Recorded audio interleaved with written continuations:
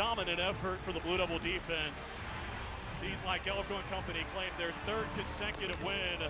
Now 7-3 on the season, 4-2 in the ACC. And for the first time since 1981, a win over the Hokies at home. 24-7 the final score. The way you start with the defense is always fundamental culture, and we wanted to start with a group that played really hard. We wanted to start with a group that could tackle and leverage the football the right way, and then we wanted to start with a group that could disrupt the football. And I think those became the basic principles that we built this thing on, and then from there you kind of develop into the scheme and what each kid can do and how you can put the pieces in place to be successful and stop people. And I still think there's a lot of room for us to go, but we have done a good job of limiting points on the scoreboard, and like we said before, that was always going to be the goal this year.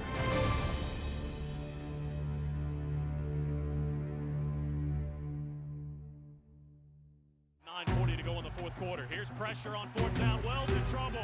Chased in the backfield. Goes to the sideline. Hit as he throws downfield, and it is Bible and caught by Shaka Hayward for the interception.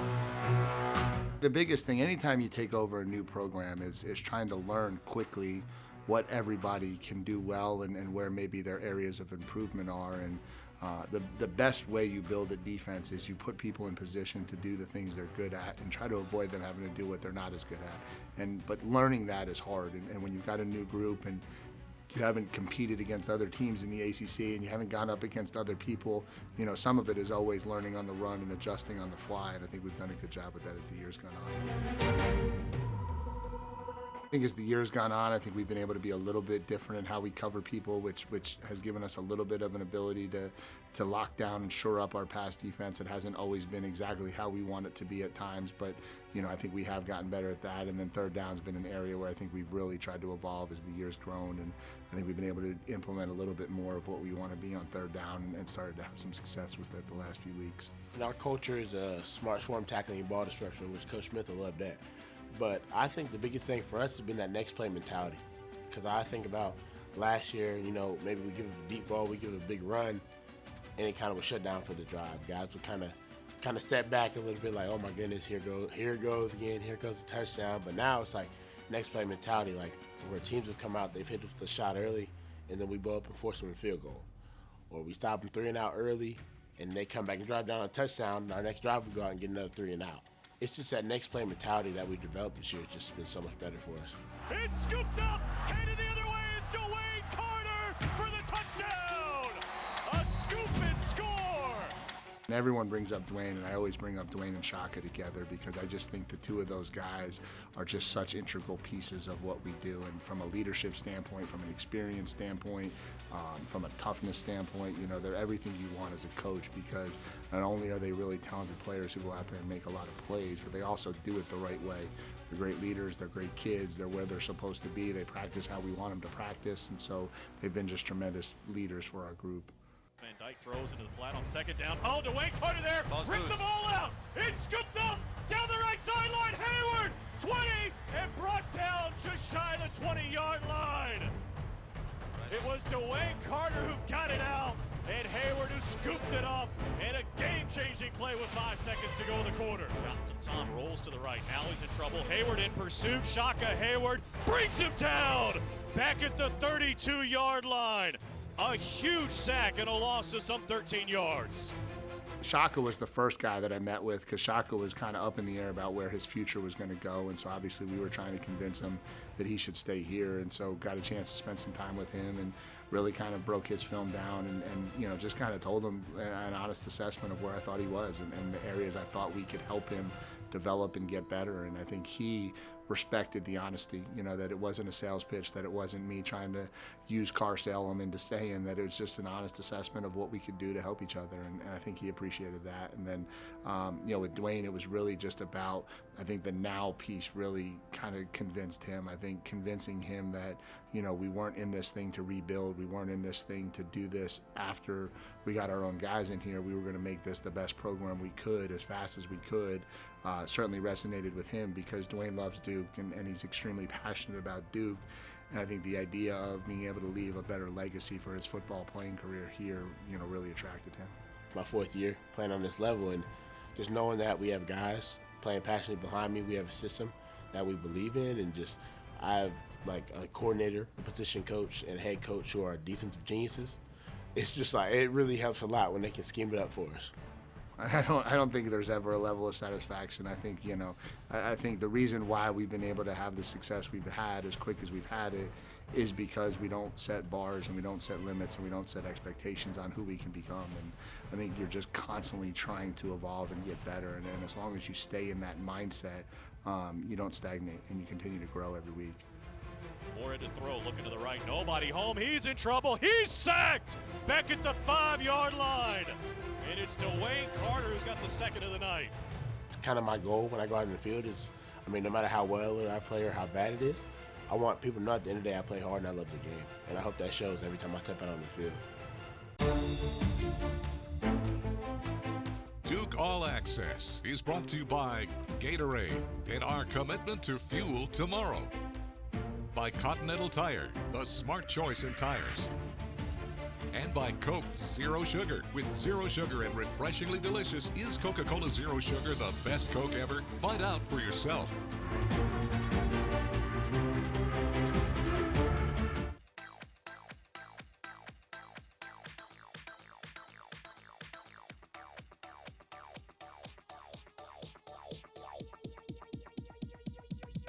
I need to try it first.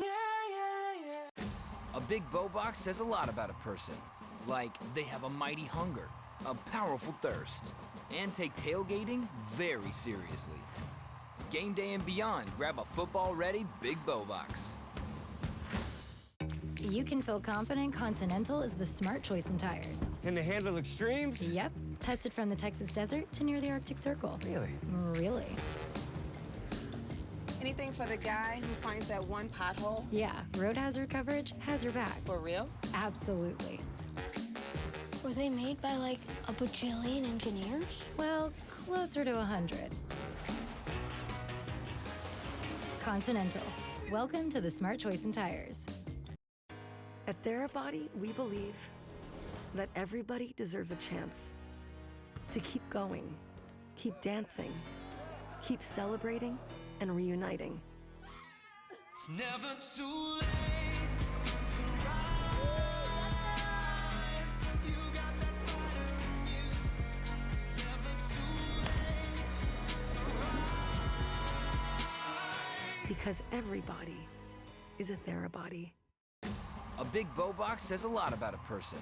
Like they have a mighty hunger, a powerful thirst, and take tailgating very seriously. Game day and beyond, grab a football-ready big bow box.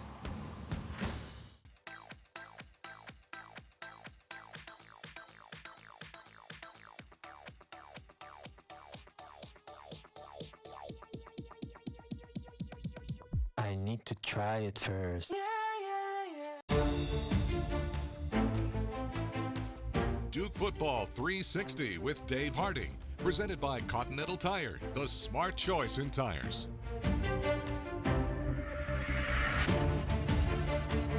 The Duke defense had one of its best performances against Virginia Tech, limiting the Hokies to just 7 points.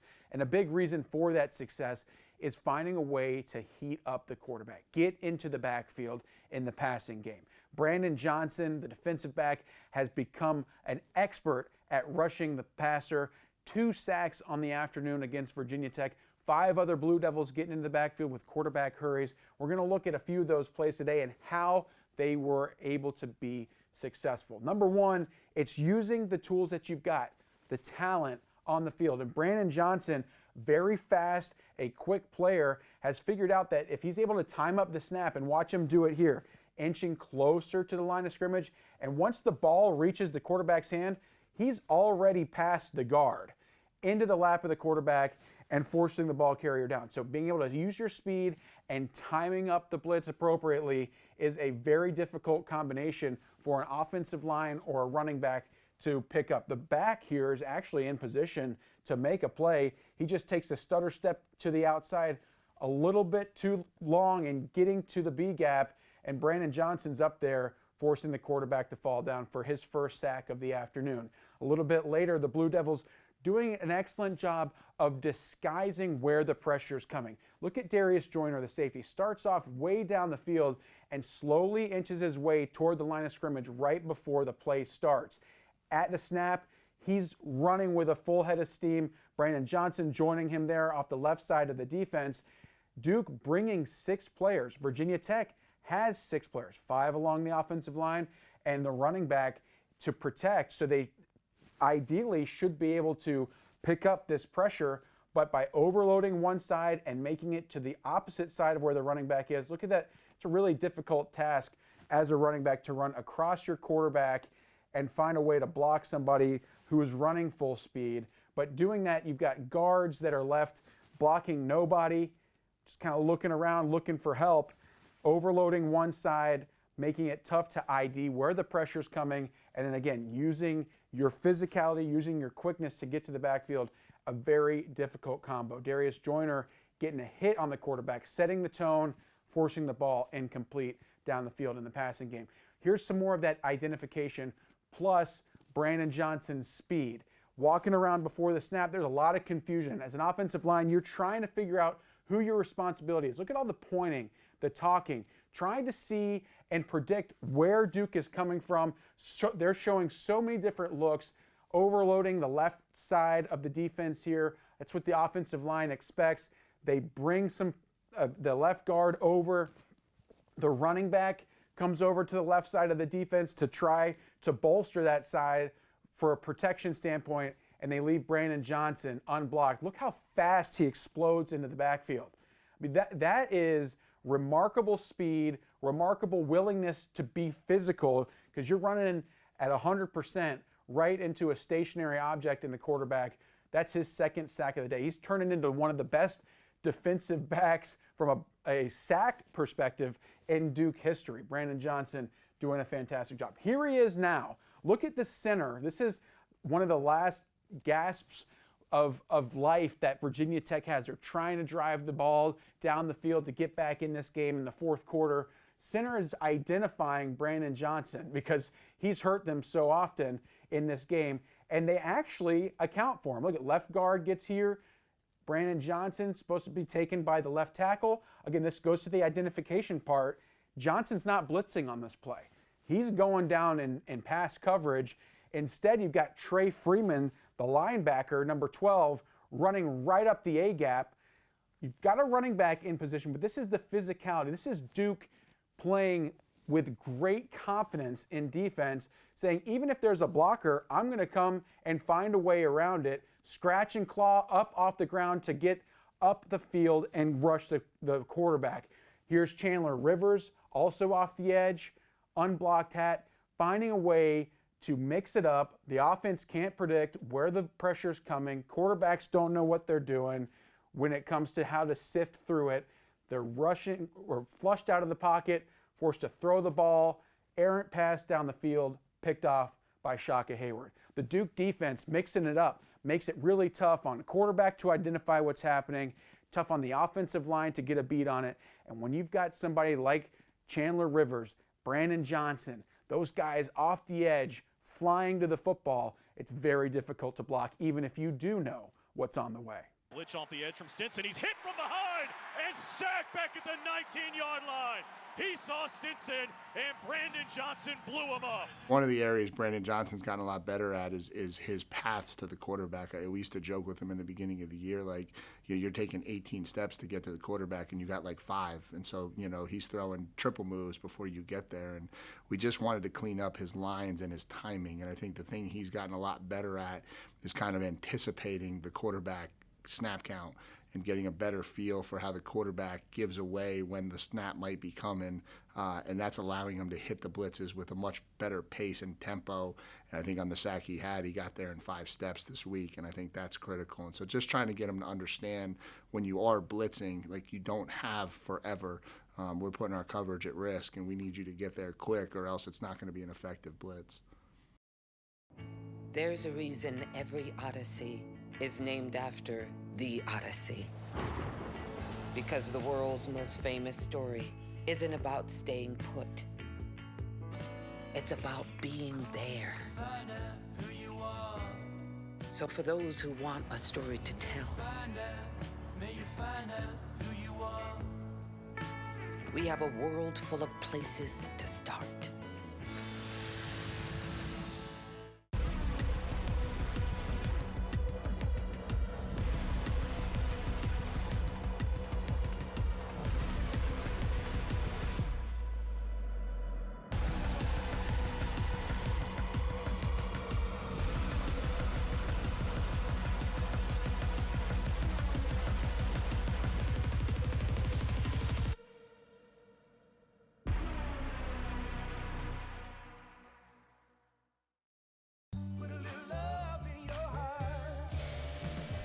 This holiday season, Ford wants to help you shine bright. So, this Black Friday, choose a vehicle in stock or simply place a custom order. Lock in your rate and you're protected, even if rates go up before your order comes in. Plus, thousands of vehicles are arriving daily, just in time for the holidays. This Black Friday, lock in this low rate on a new 2022 Ford F-150. Hurry, choose from over 7,000 Ford trucks and SUVs, only at your Carolina Ford dealer.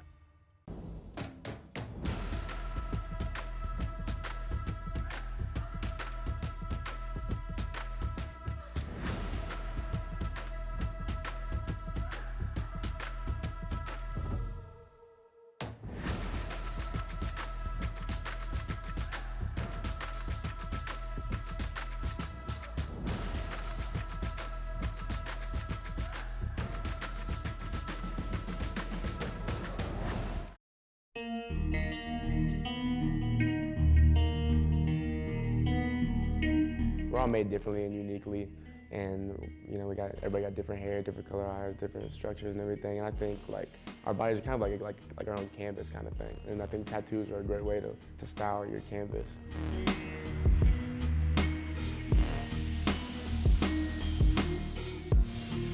But it all started with this one. So it's my dad's last name, Hester.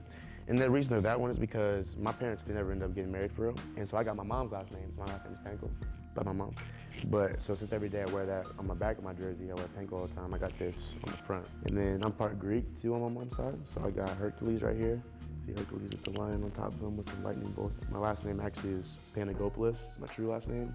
But when my great-grandpa came here, he changed it to Penko. So, little fun fact. I took the route I have because family is really one of the things that's been so close to me. Like, one of the things that I'll never play around with. One of those things where it's like, as long as I have my family, I feel like I'll be okay. And by having tattoos of them, it makes me feel like they're always with me. This right here is a queen and a king. And really the design is more based off like a deck of cards, king and queen. But really what it reminded me of was my parents. You know what I'm saying? My parents' relationship and things like that. Like, a lot of times as a child, you looking up, you want to see like good examples of what a household is supposed to look like. So, and the household's supposed to look like a king and a queen. Those are the best examples. So this right here says 2504. This is the house address of my grandma that passed away a couple years ago. Her name was Shirley. And she always told me to bring her roses every time I came to the house when I was younger. So I'd be like a 10-year-old kid bringing my grandma some roses, not really knowing what it was for. I just knew she loved roses. It says 919 back here. It goes 919. It kind of goes onto my shoulder right here, and that's the area code of where I'm from. So that's kind of given. I'm a Raleigh boy at heart. Then I got God's gift on the inside of my arms. I was actually inspired to get God's gift from Eli. He had like family first, so I got it. But it's this picture when I was like a kid, and then my uncle's holding me, and it says like God's gift, like at the bottom, and I didn't even know it until after I got the tattoos. Like, up here, I got 7. So my dad had 7 kids. In the Bible, 7 is the number of perfection, and I got family under it. And my mom right there. This is a picture from my signing day. It was always just like me and my mom. For me to like finally work hard enough and like have a chance to do something different from my family, period. The most like important day where I feel like I made my mom proud was my signing day. So I wanted to pick that one. And then I got Jewel right here, that's my mom's name. And then I got like a staircase to heaven with the 2 doves. And then me, my uncles, and my aunt, we got a flower with like stones behind it after my mom passed away, so it was just like something that we all did. And then I got like mama's boy with like the infinity, because I'm forever gonna be a mama's boy. The craziest thing is I think I really have a phobia of needles. Whenever I get a shot, I'm like fainting and passing out, but for some reason I can get a tattoo. And it's still very painful. All tattoos hurt, so don't let no one tell you a tattoo don't hurt. One of my favorite ones probably this one right here.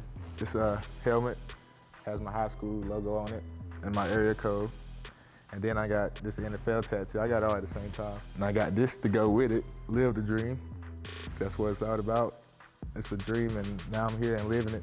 OTF can mean a lot to certain people, but for me, I did it for really for my family. So OTF means only the family. When people say they love their family, I think I mean it like on a whole nother level. Like, I really love my family. Like, they're the reason I'm here.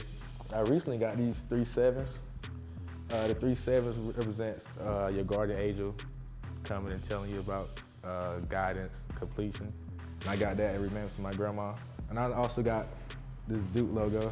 Duke was my first offer in high school. And when I got a phone call to come visit Duke, I was like, this can't be real.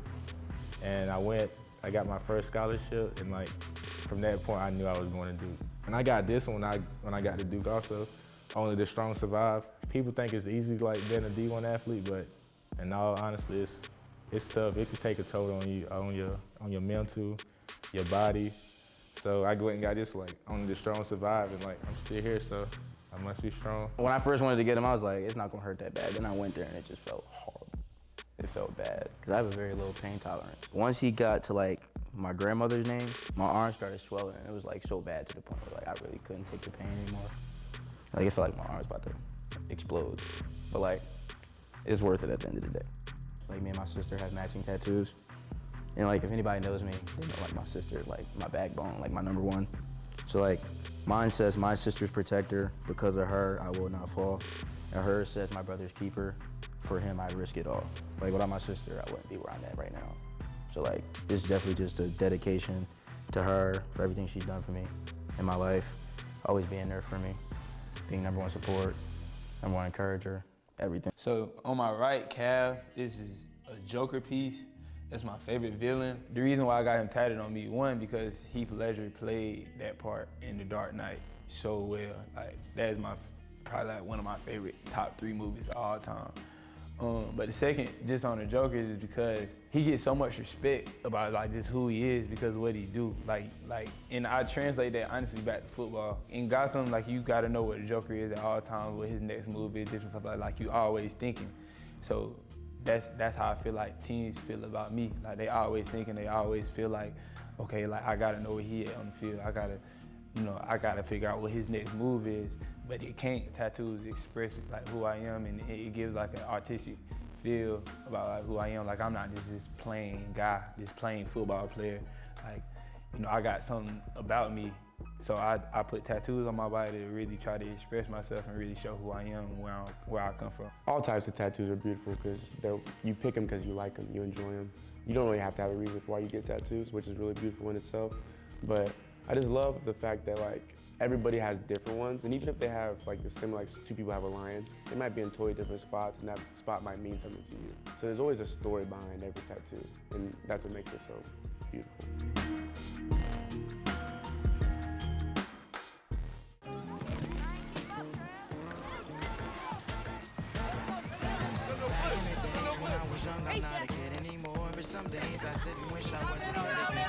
What changed your Gatorade, bro? Yes, sir, for punch. I remember way back when. Back in the days when I was young, I'm not a kid anymore. Cinema Brooklyn has done it. And everybody say, I remember way back when. Start playing and never stop playing. You get the most from the game when you're having fun. I remember way back when. You can feel confident Continental is the smart choice in tires. And to handle extremes? Yep. Tested from the Texas desert to near the Arctic Circle. Really? Really.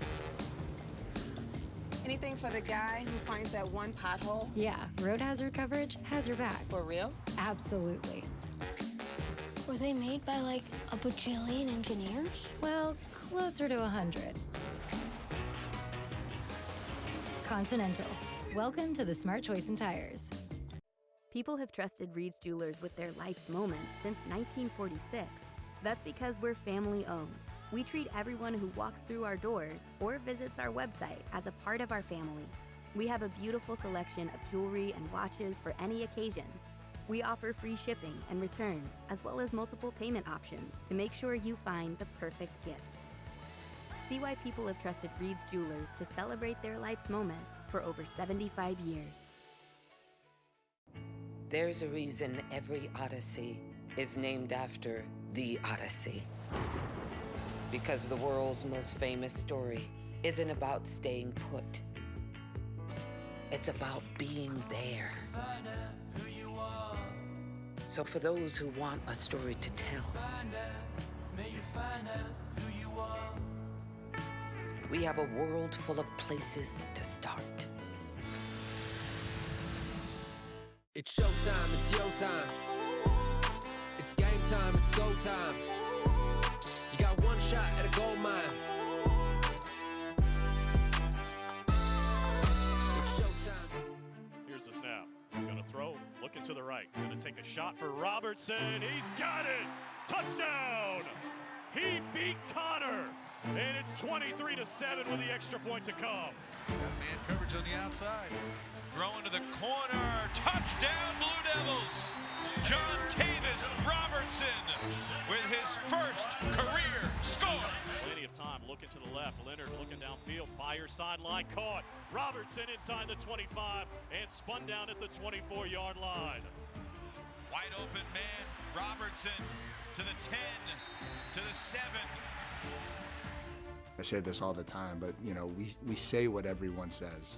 We talk about next man up, we talk about not blinking when injuries happen, and we talk all the time about making sure that the next guy is prepared and that he's doing the things he needs to do so that when his number's called, he's ready to go. But just because you say it doesn't mean it happens, right? And so it's a credit to the kids and the culture in that locker room that everybody's preparing themselves to be ready when their number's called. And I think they're buying into how that has worked. And I think the one thing we've done a really good job from day one is just showing them and pointing out all of those examples as kids throughout the year have stepped up when their number was called. And so now I think it's just become part of what we do. There's a guy that goes down and someone else has to step up. As we see Jaquez Moore out there for the first time tonight, the sophomore out of Live Oak, Florida, to the right of Riley Leonard. Here's the snap. He's going to get the carry running left. Cuts inside. Huge hole, 45 midfield. Moore is loose. Down the left sideline, 30. He's going to take it all the way for the touchdown. What carry. And he breaks it open here in the fourth quarter. Here comes down Mullen in motion. They give it for Moore. Slices to the left. And he spun his way into the end zone for the touchdown. Shanahan, left-footed punter. Another line drive that's returnable for Hagans from the 20. Bobbled it. Now he's ready. 25 up the right sideline. 30. He's got a lane. Hagans down the right sideline. Across midfield. Still on his feet. 40. Down the sideline. 20. Hagans.